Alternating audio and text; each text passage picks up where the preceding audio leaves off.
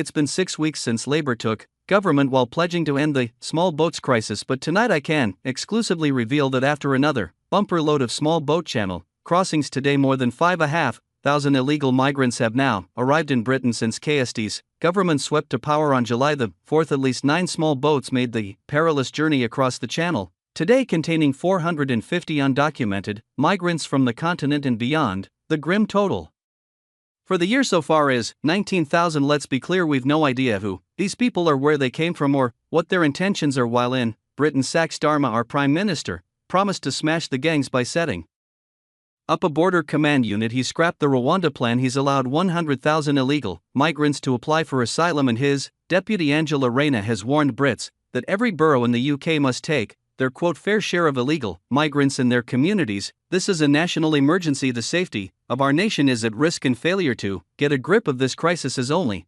encouraging even more death and horror in the channel. Tonight I ask, does the government care? Does Saki Stama care? Is anyone listening? The country needs answers. Let's cross live now to GB News Home and Security Editor Mark White, who's been keeping tabs on today's grim milestone. Mark, this is a rather chilling development, I guess. Since Labour took over, they promised to smash the gangs. They scrapped Rwanda. There's been nothing to replace it, and now today we hit 5,500 and 19,000 for the year. What's going on with our country, Mark?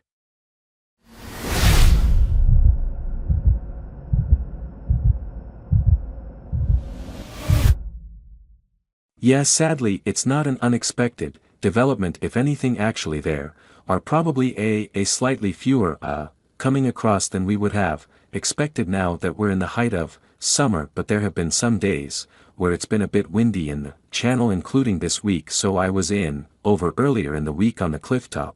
They're reporting on another milestone, that 5,000 migrants had crossed the channel illegally since Labour came to power, and then we had 2 or 3 days of windy weather, and it's only now, this weekend, that things have calmed down enough to allow more boats to come. And you're enough, we had just after 11 o'clock this morning the Border Force vessel Rain Ranger coming in with 50-odd migrants. It returned again with another 40 migrants. Then the Border Force vessel Defender was in as well with 135 migrants on board, and so it continued throughout the day, with our producer down and overestimating that at least 9 small boats came into UK waters carrying more than 450 people, taking the total for the year to now more than 19,000, and of course that milestone as well to 5,500 since Labour came to power, promising to smash the gangs. They scrapped the Rwanda deal on the first day in office. It was, according to Secure Stammer, a gimmick.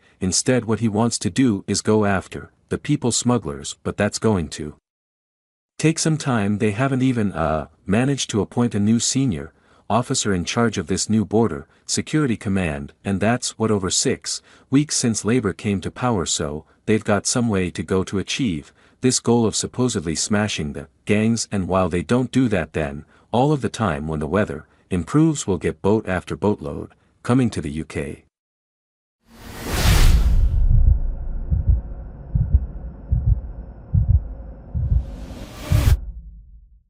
Mark, is this a national security risk? How does it present itself when it comes to the safety of our country and the great British public?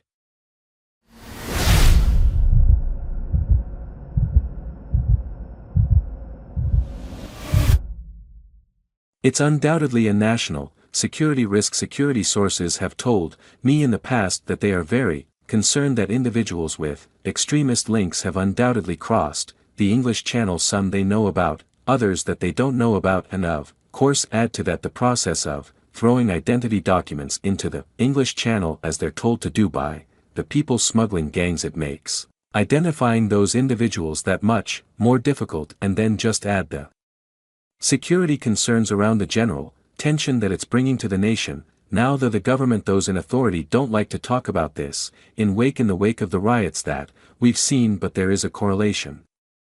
There is a tension in communities right across the country by mass migration, but in particular by the illegal immigration across the channel by those then claiming asylum and being housed in hundreds of hotels right across the country. There is barely a community in the country that hasn't seen a local hotel requisitioned by the Home Office for use by migrants, and that brings with It tensions, and until that's properly addressed, those tensions are not going to be alleviated.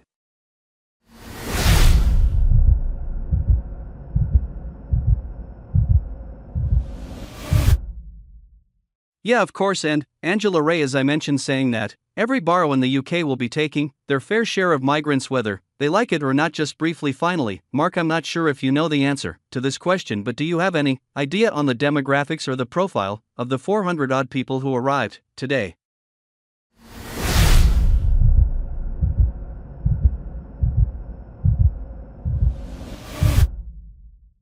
I can almost certainly tell you that at least 85% of them will be young males, because that is the pattern we've had since 2018, since this crisis began, in terms of countries, whether they from Iran and Syria and Iraq and Afghanistan, increasingly some from Vietnam and China, but those main countries that I listed before, those countries where it's deemed too dangerous to actually return these people to, is where most come from.